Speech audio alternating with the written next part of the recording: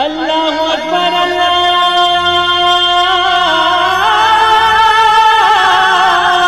اکبر۔ السلام علیکم ورحمۃ اللہ وبرکاتہ۔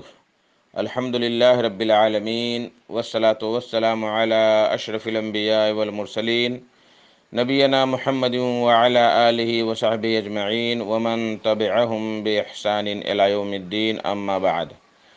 میرے دوستو، بزرگوں، اسلامی بھائیوں اور بہنوں، سامعین و سامعات کرام، صدائے حق سننے والے ساتھیوں، آج 29 ذی القعدہ 1442 ہجری، 11 جولائی 2021 عیسوی، 27 گتے آষاڑھ 2078 بکرمی، اتوار کا دن، میں محمد مصطفی مدنی صدائے حق کا پروگرام لے کر آپ لوگوں کی خدمت میں حاضر ہو گیا ہوں۔ یہ پروگرام آپ روزانہ junk Nandini FM 95.5 mega hertz پر 1:30 بجے سے 2:15 بجے تک سماعت فرماتے آ رہے ہیں۔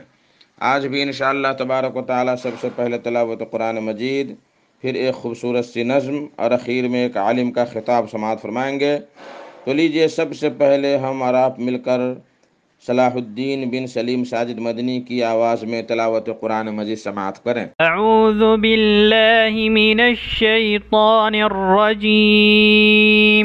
وآیة لهم أنا حملنا ذريتهم في الفلك المشحون وخلقنا لهم من مثله ما يركبون وإن نشأ نغرقهم فلا صريخ لهم ولا هم ينقذون إلا رحمة منا ومتاعا إلى حين وإذا قيل لهم اتقوا ما بين أيديكم وما خلفكم لعلكم ترحمون وما تأتيهم من آية من آيات ربهم إلا كانوا عنها معرضين وَإِذَا قِيلَ لَهُمْ أَنفِقُوا مِمَّا رَزَقَكُمُ اللَّهُ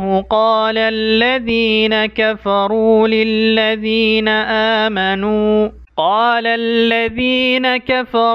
لِلَّذِينَ آمَنُوا أَنُطْعِمُ مَن لَّوْ يَشَاءُ اللَّهُ أَطْعَمَهُ إِنْ أَنتُمْ إِلَّا فِي ضَلَالٍ مُّبِينٍ۔ اللہ اکبر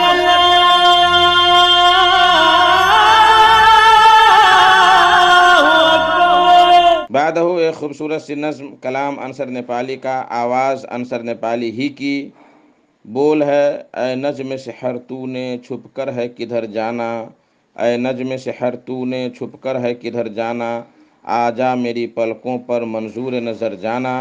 یہ نظم سماعت فرمائیں۔ السلام علیکم ورحمۃ اللہ وبرکاتہ۔ ایک غزل احباب کے نام۔ اے نجم سحر تو نے چھپ کر ہے کدھر جانا، اے نجم سحر تو نے چھپ کر ہے کدھر جانا، آجا میری پلکوں پر، آجا میری پلکوں پر منظور نظر جانا، آجا میری پلکوں پر منظور نظر جانا، ہر شخص کی چاہت میں، ہر شخص کی چاہت میں دل میرا تڑپتا ہے، ہر شخص کی چاہت میں دل میرا تڑپتا ہے، بھولے سے نہیں آتا نہیں آتا، غصے سے بھر جانا بھولے سے نہیں آتا، معیار صداقت پر اترا نہ کھرا کوئی، معیار صداقت پر اترا نہ کھرا کوئی، اس دور میں واعظ بھی نہیں کرتا، باطن کا سنور جانا واعظ بھی نہیں کرتا، باطن کا سنور جانا، اے نجم سحر تو نے چھپ کر ہے کدھر جانا، لوگوں نے مجھے لوٹا، لوگوں نے مجھے لوٹا، دنیا کو دکھا کر کے، جب وقت اجل آیا، جب وقت اجل آیا، آغاز سفر جانا، ڈرتا ہوں کہیں دلبر، اس شعر بطور خاص، ڈرتا ہوں کہیں دلبر الزام نہ آ جائے، ڈرتا ہوں کہیں دلبر الزام نہ آ جائے،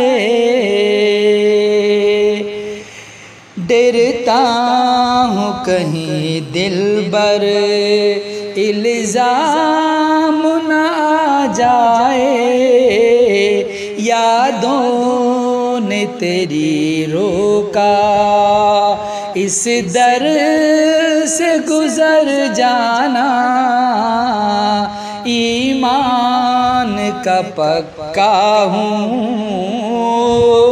ایمان کا پکا ہوں، اخلاق کا سچا ہوں، آتا ہی نہیں مجھ کو وعدے سے مکر جانا، آتا ہی نہیں مجھ کو وعدے سے مکر جانا، کوئی نہ مجھے دیکھے، برجستگی اس شعر کے اندر، کوئی نہ مجھے دیکھے اب چشم حقارت سے، کردار کی عظمت سے، کردار کی عظمت سے، دنیا نے گوہر جانا، میں صبر کا عادی ہوں، اللہ سے راضی ہوں، میں صبر کا عادی ہوں، اللہ سے راضی ہوں، عنصر کو نہیں آتا آلام سے ڈر جانا، عنصر کو نہیں آتا آلام سے مر جانا۔ السلام علیکم۔ اللہ اکبر، اللہ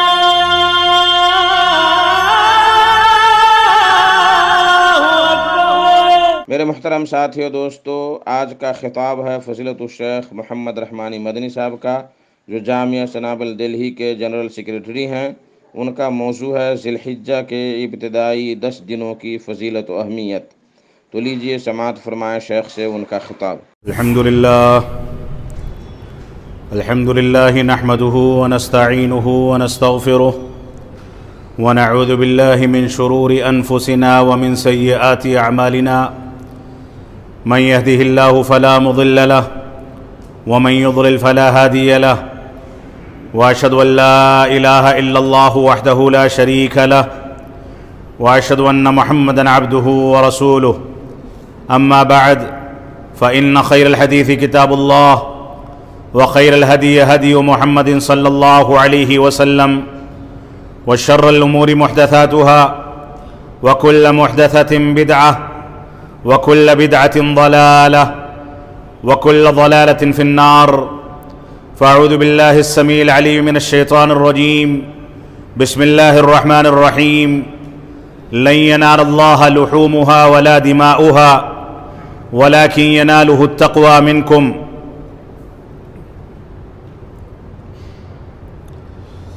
محترم سامعین کرام، بزرگان دین اور نوجوان ساتھیوں،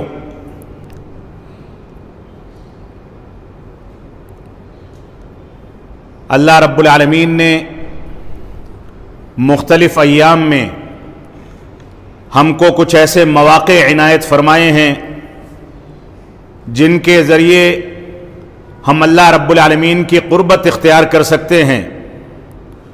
اللہ رب العالمین نے بعض ایام کو بعض ایام پر فضیلت عطا فرمائی، کچھ ایام کو ایسا دن اور ایسے ایام قرار دیا کہ ان کی عبادت اللہ رب العالمین کی نظر میں پورے سال کے تمام ایام سے زیادہ افضل اور زیادہ محبوب ہے۔ اللہ رب العالمین نے مختلف ایام میں ہم کو یہ مواقع فراہم کر کے ہم پر احسان عظیم فرمایا ہے کہ بنی نوع انسان ایک مسلمان سال بھر اگر گناہوں میں ڈوبا رہتا ہے، اللہ رب العالمین سے دوری اختیار کرتا ہے، گناہ اس سے سرزد ہوتے ہیں، تو بھی اللہ رب العالمین نے اس کو ایسے مواقع فراہم فرمائے جن مواقعوں سے انسان اللہ رب العالمین کو یاد کر کے اپنے آپ کو بخشوا سکتا ہے، اپنے گناہوں کی معافی تلافی کر سکتا ہے، اور ان ایام سے فائدہ اٹھا کر کے اس کے درجات بلند ہو سکتے ہیں اور اللہ رب العالمین سے قربت اختیار کی جا سکتی ہے۔ انہی ایام میں سے ذی الحجہ کے ابتدائی 10 ایام جو عید الاضحیٰ سے پہلے 10 دنوں تک مسلسل جاری رہتے ہیں، ان ایام کی فضیلت، ان میں اعمال صالحہ کی فضیلت اور اللہ رب العالمین کی نظر میں ان اعمال کا محبوب ہونا، یہ ایسا عمل ہے جس سے عموماً مسلمان غافل نظر آتا ہے۔ ہماری پریشانی، ہماری دین سے دوری، ہماری لاچاری اور اسی طریقے سے ہماری سست روی اور قرآن و سنت سے دوری کا یہ نتیجہ ہے کہ ہم بہت قیمتی مواقع جو اللہ رب العالمین نے ہم کو عطا کر رکھے ہیں اس کو گنوا دیتے ہیں۔ اللہ رب العالمین نے رمضان کے مبارک مہینے میں جو 2 مہینہ پہلے تک ہم پر سایہ فگن تھا، اس مہینے میں آخری عشرے کی طاق راتوں میں اللہ رب العالمین نے ایسی گھڑی رکھی ہے جس گھڑی کی عبادت 1000 مہینوں کی عبادت سے افضل قرار دی گئی۔ رمضان کا آخری عشرہ، آخری 10 ایام دوسرے ایام پر فضیلت رکھتے ہیں، اور ان ایام میں رسول اکرم صلی اللہ علیہ وسلم اپنی کمر کس لیا کرتے تھے، اپنے اہل و عیال کو بیدار کیا کرتے تھے، صحابہ کرام کو ان ایام میں صدقات و خیرات اور نوافل کے اہتمام پر ابھارتے تھے۔ وہ ایام جو رمضان کے آخری 10 ایام ہیں، ان ایام میں ہماری بدقسمتی یہ ہے کہ ہم عید کے بازار میں رات بھر بازاروں میں گھومنے میں اور عید کی تیاری میں وہ قیمتی اوقات ضائع کر دیتے ہیں، جبکہ اللہ رب العالمین نے ان اوقات کو ہمارے لیے قیمتی بنایا۔ اس گھڑی کو تلاش کرنے کے لیے ہمارے لیے اعتکاف کو مسنون قرار دیا گیا اور بہت سارے امکانات پیدا کیے گئے، لیکن ہم غفلت کا شکار ہو جاتے ہیں۔ یہی صورتحال عید الاضحیٰ کے پہلے اور ذی الحجہ کی ابتدا سے 10 دنوں کی فضیلت کی ہے۔ یہ 10 دن جو ذی الحجہ کے ابتدائی 10 ایام ہیں، ان 10 دنوں کی فضیلت کے بارے میں علماء کرام نے لکھا ہے۔ جو روایتیں اور جو دلیلیں ثابت ہوتی ہیں اس سے واضح ہوتا ہے کہ یہ 10 ایام رمضان کے دنوں سے زیادہ افضل ہیں۔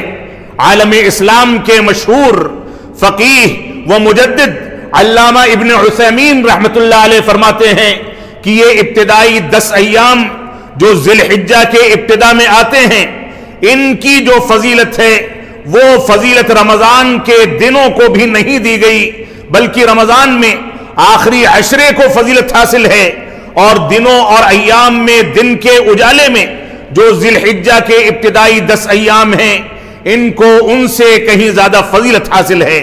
لیکن عام طور سے یہ 10 دن مارکیٹنگ کرنے میں، جانور خریدنے میں، ایک دوسرے سے مقابلہ کرنے میں کہ ہمارا جانور اتنے ہزار اور اتنے لاکھ کا ہے، ریاکاری کرنے میں، ہڑدنگ مچانے میں، میڈیا میں چھائے رہنے میں، اور نہ جانے کون کون سی خرافات میں یہ 10 دن ہمارے گزر جاتے ہیں۔ ہم اللہ رب العالمین کو راضی کرنے کے بندوبست نہیں کرتے، اللہ رب العالمین سے قربت اختیار کرنے کی کوششیں نہیں کرتے۔ ان ایام میں صحابہ کرام اللہ رب العالمین کی تکبیرات کو بلند کرتے تھے، تکبیرات مطلق۔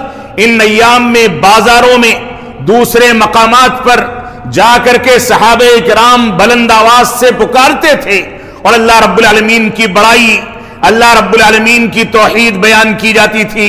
ان ایام میں کثرت کے ساتھ روزوں کا اہتمام کیا جاتا تھا، ان ایام میں کثرت کے ساتھ نوافل کا اہتمام کیا جاتا تھا، اپنے گناہوں سے توبہ و استغفار کیا جاتا تھا۔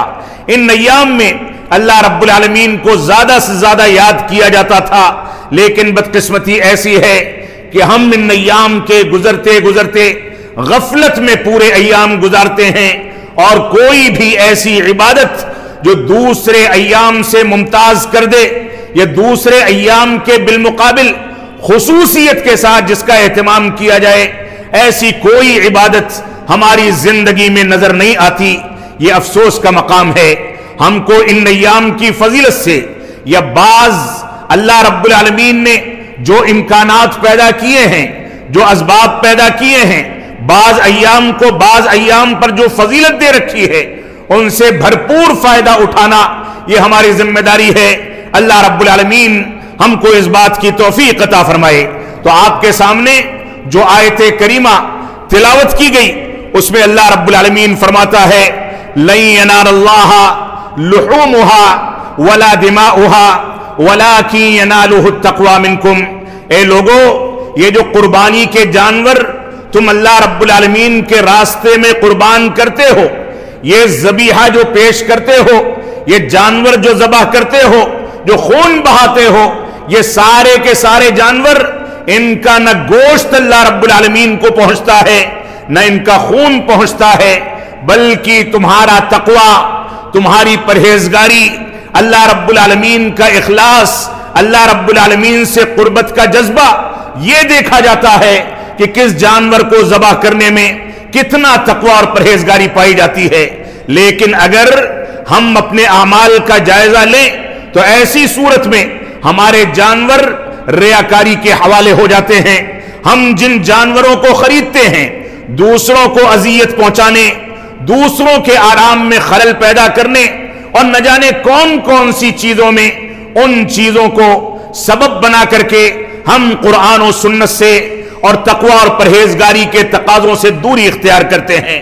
ہماری ذمہ داری ہے کہ ہندوستان جیسے ملک میں جہاں ہر مسلک و مذہب کا انسان زندگی گزارتا ہے، ایک دوسرے کا احترام کیا جائے، دوسروں کو تکلیف پہنچانے سے بچا جائے، ایسے جانوروں کی قربانی سے بچا جائے جن کو یہاں کے قانون کے تحت ممنوع قرار دیا گیا ہے، تاکہ کسی کے جذبات کے ساتھ کھلواڑ نہ ہو۔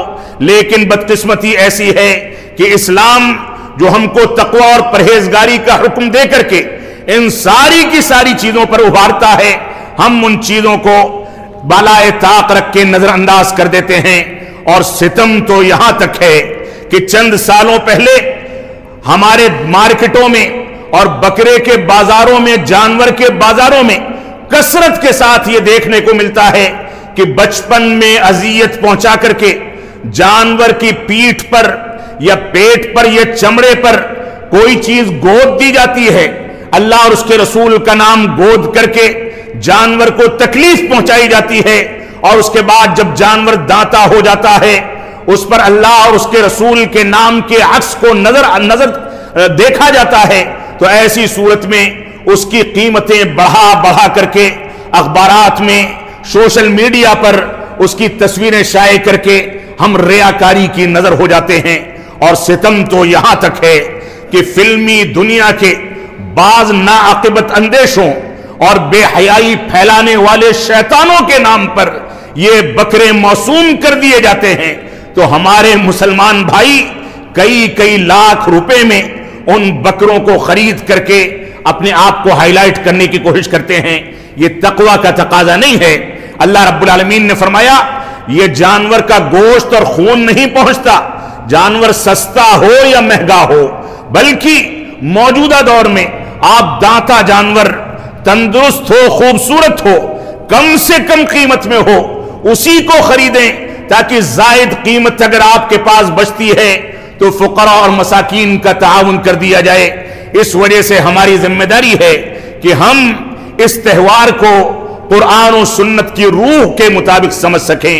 اللہ رب العالمین ہم کو اس بات کی توفیق عطا فرمائے. تو ہماری ذمہ داری ہے کہ ہم ذی الحجہ کے ابتدائی 10 ایام کے بارے میں قرآن و سنت کی پیروی کریں. اللہ رب العالمین فرماتا ہے والفجر ولیال عشر والشفع والوتر. اللہ رب العالمین نے فرمایا قسم ہے صلاۃ فجر کی، اور قسم ہے 10 دنوں کی، اور قسم ہے جفت اور طاق کی. سورۃ الفجر کی ابتدائی 4 آیتوں میں اللہ رب العالمین نے انہی ایام کی قسم کھا کے فرمایا کہ قسم ہے صلاۃ فجر کی. مفسرین کہتے ہیں یہاں صلاۃ فجر سے 10 ذی الحجہ یعنی قربانی کے دن کی صلاۃ فجر مراد ہے. اور اس کے بعد فرمایا ولیال عشر، اور قسم ہے 10 دنوں کی جو ذی الحجہ کے ابتدائی 10 دن ہیں، اس کی بھی قسم اللہ رب العالمین نے کھائی. والشفع والوتر، اور اللہ رب العالمین نے فرمایا جفت اور طاق کی قسم. جفت کیا چیز ہے اور طاق کیا چیز ہے؟ مفسرین کہتے ہیں کہ اس سے مراد یوم النحر اور یوم عرفہ ہے. 9 ذی الحجہ اور 10 ذی الحجہ ہے، اس کی بھی اللہ رب العالمین نے قسم کھائی ہے. جیسا کہ آپ دیکھیں مسند امام احمد بن حنبل کی صحیح روایت، اور اسی طریقے سے صحابہ کرام کی تفسیر اور ان لوگوں کے اقوال کے مطابق اگر ان آیتوں کو دیکھا جائے تو اس سے مراد وہی چیزیں ہیں جو چیزیں آپ کے سامنے بیان کی گئیں. اسی طریقے سے اللہ رب العالمین نے انہی ایام میں دین اسلام کی تکمیل فرمائی. اللہ رب العالمین کا فرمان ہے یوم عرفہ جو رسول اکرم صلی اللہ علیہ وسلم کے حجۃ الوداع کا خطبہ تھا، یوم عرفہ کا دن تھا. عرفات کے میدان میں مسلمان جمع تھے اور رسول اکرم صلی اللہ علیہ وسلم اپنی اونٹنی پر تشریف فرما تھے اور وہیں سے خطاب فرما رہے تھے. لاکھوں صحابہ کرام اس کو سن رہے تھے. اللہ کے نبی صلی اللہ علیہ وسلم پر اسی موقع سے یہ آیت کریمہ نازل ہوئی الیوم اکملت لکم دینکم واتممت علیکم نعمتی ورضیت لکم الاسلام دینا، کہ ہم نے آج آپ کے لیے آپ کے دین کو مکمل کر دیا اور آپ کے لیے اپنی نعمت کی تکمیل فرما دی اور آپ کے لیے دین اسلام کو پسندیدہ دین قرار دیا. یہ انہی ایام کا واقعہ ہے. اور اسی کے بارے میں مشرکین مکہ نے یا یہود و نصارہ نے عمر بن خطاب رضی اللہ تعالیٰ عنہ کے سامنے جب کہہ دیا کہ تمہارے دین میں جو آیت کریمہ الیوم اکملت لکم دینکم واتممت علیکم نعمتی ورضیت لکم الاسلام دینا، یہ آیت کریمہ جو نازل ہوئی اگر ہمارے نبی پر نازل ہوئی ہوتی تو اس آیت کے نزول کے دن کو ہم عید کے طور پر منایا کرتے. تو عمر بن خطاب رضی اللہ تعالیٰ عنہ نے فرمایا کہ ہاں مجھ کو یاد ہے کہ ہمارا نبی کس کیفیت میں اپنی سواری پر کھڑے ہو کر کے خطاب فرما رہا تھا۔ مجھ کو یاد ہے کہ اس اونٹنی کی نکیل کون سے صحابی کرام نے تھام رکھی تھی۔ مجھ کو یاد ہے کہ وہ اونٹنی کیسے جغالی کرتی تھی اور اس کے منہ سے جھاگ نکل کر کے کیسے اس صحابی رسول کے اوپر اور زمین پر گرا کرتا تھا۔ اور مجھ کو یہ بھی یاد ہے کہ ہمارے نبی نے اس موقع سے کیا کیا پیغام دیا تھا، کون سی نصیحتیں کی تھیں، کون سی وصیتیں کی تھیں۔ اور مجھ کو یہ بھی یاد ہے کہ یہ آیت کریمہ کون سی کیفیت میں نازل ہوئی تھی۔ تو بنیادی پیغام کسی آیت کریمہ کا، بنیادی پیغام کسی شرعی حکم کا یہ ہے کہ ہم اس کی کیفیت کو یاد رکھیں، اس کے تقاضوں کو یاد رکھیں، اس کے مطابق زندگی کو ڈھالنے کی کوشش کریں۔ یہ ہماری بنیادی ذمہ داری ہے۔ تو الیوم اکملت لکم دینکم، یہ آیت کریمہ 9 ذی الحجہ کو حجۃ الوداع کے موقع سے رسول اکرم صلی اللہ علیہ وسلم کے اوپر نازل فرما کر اللہ رب العالمین نے انسانیت پر احسان عظیم فرمایا، اتنا عظیم احسان فرمایا کہ اس کو بتا دیا کہ تم اپنے جیسے انسانوں کے آگے یا پیدا کرنے والے کے علاوہ کسی غیر کے آگے نہ جھکنا۔ اتنا عظیم احسان فرمایا کہ انسانیت کو انسانیت کا درس دے دیا، اتنا عظیم پیغام دیا، اتنا عظیم احسان فرمایا کہ اللہ رب العالمین نے حجۃ الوداع کے موقع پر توحید کے پیغام کو مکمل کر دیا، اتباع رسول کے پیغام کو مکمل کر دیا، اور انسانیت کو یہ پیغام دے دیا کہ اللہ اور اس کے رسول کی پیروی اور ان کی اتباع ہی میں انسان کے لیے نجات ہے، اس کے علاوہ کوئی راہ نجات نہیں۔ اس وجہ سے ہمیں اس پر غور و تدبر کرنا چاہیے۔ ان ایام کی ایک فضیلت اسی طریقے سے ترمذی کی صحیح روایت ہے، فرماتے ہیں اللہ کے نبی صلی اللہ علیہ وسلم خیر الدعاء دعاء یوم عرفہ، یوم عرفہ کی دعا یہ سب سے زیادہ بہترین اور سب سے اچھی دعا ہے، کیونکہ اللہ رب العالمین یوم عرفہ کی دعا کو قبول فرماتا ہے۔ اللہ رب العالمین ہم سب کو اس بات کی استطاعت اور توفیق عطا فرمائے کہ ہم میدان عرفات میں جمع ہو کر کے اللہ رب العالمین کو یاد کر سکیں۔ ہمارے اپنے کرتوتوں کے نتیجے میں دوسرا سال ہے کہ حج بیت اللہ محدود انداز سے انجام دیا جا رہا ہے۔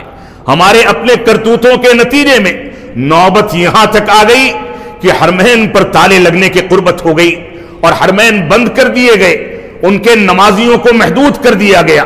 ہمارے کرتوتوں کے نتیجے میں، لاپرواہی کے نتیجے میں، حرام خوری کے نتیجے میں اور قرآن و سنت اور توحید و سنت سے دوری کے نتیجے میں نوبت یہاں تک آئی کہ ایک ایسا وائرس جو نظر بھی نہیں آتا ہمارے ہاتھوں کے ذریعے، ہمارے کپڑوں کے ذریعے، فضا کے ذریعے مریض سے قربت کے نتیجے میں اس کے چھینک اور اس کے منہ اور ناک سے نکلنے والے آلودہ پانی کے ذریعے وہ وائرس ہمارے اندر داخل ہوتا ہے، اور دیکھتے دیکھتے پورا کا پورا خاندان، سارے کے سارے گھرانے کے لوگ اور سارے لوگ ضائع ہو جاتے ہیں، تباہ و برباد ہو جاتے ہیں۔ یہ ہمارے کرتوتوں کا نتیجہ ہے۔ دنیا کے نظام کو اگر آپ دیکھیں گے تو حقیقت یہ ہے کہ اللہ کا یہ عذاب بہت دردناک نہیں ہے، اللہ کا یہ عذاب بہت خطرناک نہیں ہے۔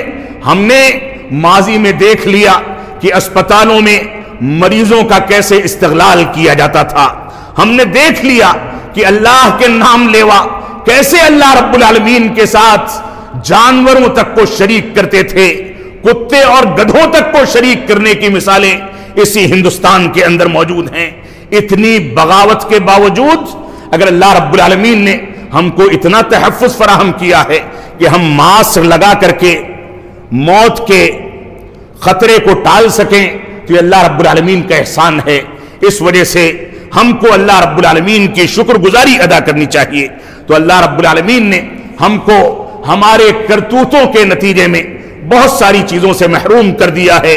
اللہ رب العالمین ہم کو توفیق عطا فرمائے کہ ہماری مسجدوں کی رونقیں، حج بیت اللہ کی رونق، عمرہ اور دوسری عبادتوں کی رونق پھر سے نکل کر کے سامنے آئے۔ ہم اس سے بھرپور فائدہ اٹھا سکیں۔ نمازوں میں ہم مجبور ہیں کہ دور دور کھڑے ہوں۔ اللہ رب العالمین ہمارے لیے ایسے احوال سازگار فرمائے کہ ہم مل کر کے پھر سے کھڑے ہو سکیں اور اللہ رب العالمین کے سامنے رو سکیں، گڑ گڑا سکیں۔ یہ ایام بہت افضل ایام ہیں۔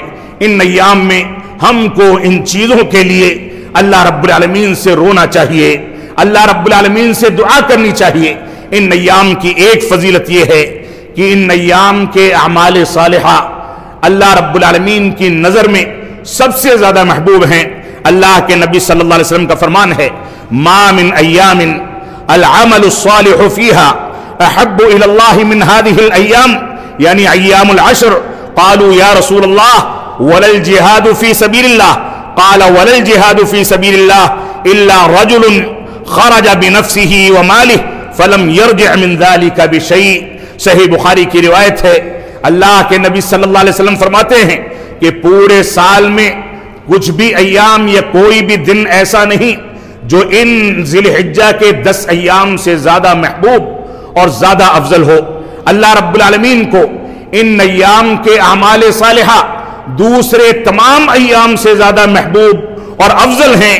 اللہ کے نبی صلی اللہ علیہ وسلم سے صحابہ کرام نے پوچھا، وَلَا الْجِهَادُ فِي سَبِيلِ اللَّهِ یا رسول اللہ، اے اللہ کے نبی صلی اللہ علیہ وسلم، کیا اللہ رب العالمین کے راستے میں ہتھیار لے کر کے اللہ رب العالمین کی دین کی سربلندی کے لیے جہاد کے شرائط اگر مکمل ہو جائیں، کوئی نکلے، تو کیا وہ بھی اللہ رب العالمین کو ان ایام کے اعمال صالحہ سے زیادہ محبوب نہیں ہے؟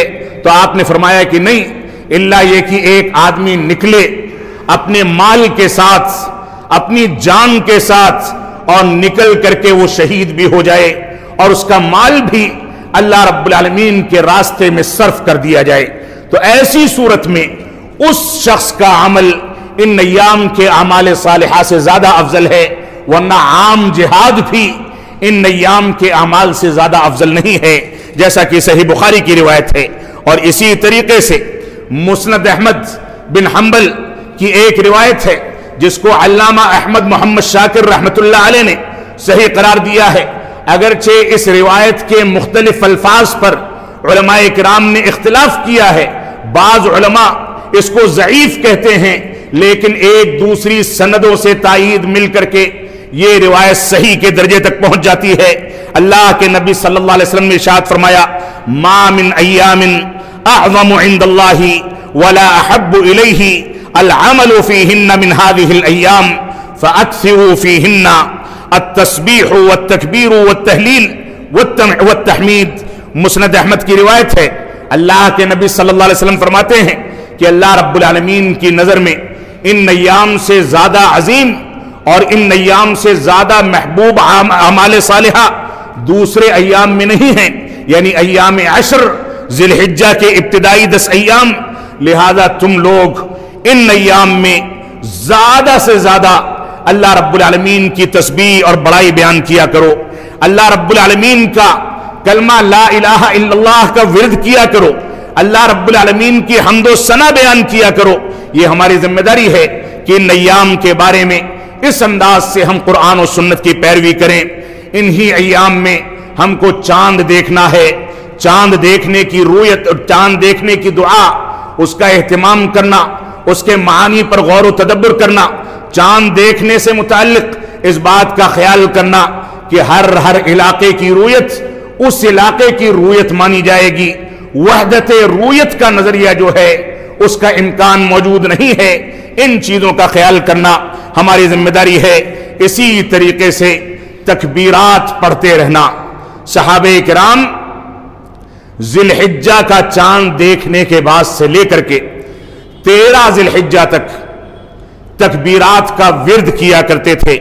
اس سلسلے میں ابو ہریرہ رضی اللہ تعالیٰ عنہ اور ابن عمر رضی اللہ تعالیٰ عنہما، ان دونوں کا عمل صحیح بخاری میں یہ روایت موجود ہے، کہتے ہیں کہ یہ دونوں کے دونوں بازار میں نکلتے تھے ان ایام میں، اور نکل کر کے وہاں پر تکبیرات کا ورد کرتے تھے، اللہ اکبر، اللہ اکبر، لا الہ الا اللہ، वल्लाहु अकबर, अल्लाहु अकबर, वलिल्लाहिल हम्द, इन तकबीरात का विर्द करते थे और जो लोग सुनते थे वो इनके पीछे दोहराया करते थे। ये तकबीरात मुतलक हैं। उलमाए किराम ने कुरान मजीद की 2 आयतों से इस्तिदलाल करके यहां पर तकबीर मुतलक और तकबीर मुक़य्यद का तस्करा किया है। अल्लाह रब्बुल आलमीन ने बाज़ जगहों पर फरमाया अय्याम मादूदात और बाज़ जगहों पर फरमाया अय्याम मालूमात, कि अल्लाह रब्बुल आलमीन ने मादूद अय्याम में यानी अय्याम तशरीक और यौमुन नहर में अल्लाह रब्बुल आलमीन के जिक्र करने का हुक्म दिया है। और अय्याम मालूमात से मुराद ज़िलहिज्जा के इब्तिदाई 10 दिन हैं, इनमें जिक्र अस्कार करने का हुक्म दिया।